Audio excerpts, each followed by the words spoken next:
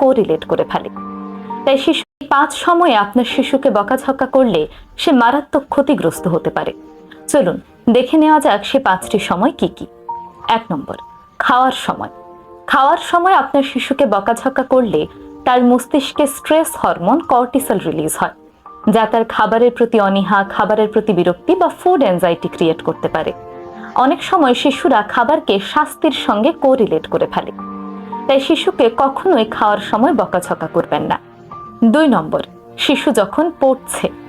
আপনার শিশু যখন লেখাপড়া করে তখন তার মস্তিষ্ক কগনিটিভ লোড নিতে থাকে, আর সেই সময় আপনি যদি তাকে বকাঝকা করেন তাহলে তার মস্তিষ্ক ওভারলোড হয়ে যায়। এই সময় বকাঝকার ফলে সে পড়াশোনার প্রতি আগ্রহ হারিয়ে ফেলে। মনোবিজ্ঞানের ভাষায় একে বলা হয় লার্নিং অ্যাভারশন, যেখানে পড়াশোনা আনন্দের বদলে ভয়ের বস্তু হয়ে দাঁড়ায়।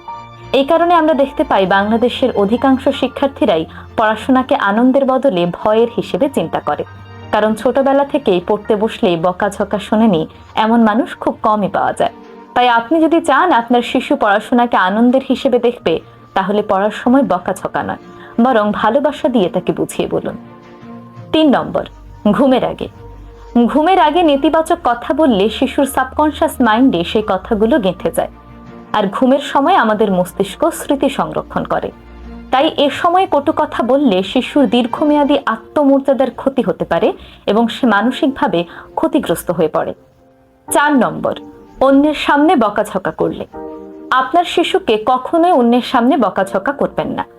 অন্যের সামনে খুব বেশি বকাঝকা করলে শিশু তার সেলফ এস্টিম হারিয়ে ফেলে, ফলে সে অন্যের সামনে নিজেকে সুন্দরভাবে প্রকাশ করতে পারে না এবং সে সামাজিকভাবে নিজেকে উপস্থাপন করার দক্ষতা হারিয়ে ফেলে।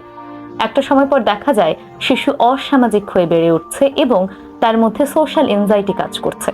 তাই শিশুকে কখনোই বাইরের কারোর সামনে বকাঝকা বা অপমান করবেন না। 5 নম্বর, শিশুর আবেগতাড়িত অবস্থায়।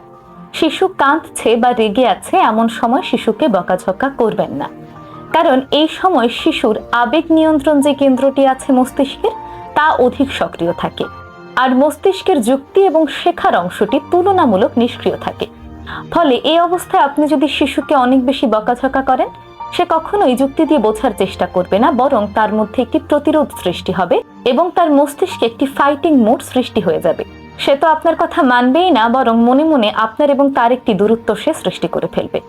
তাই এই 5 অবস্থায় কখনোই আপনার শিশুকে বকাঝকা করবেন না।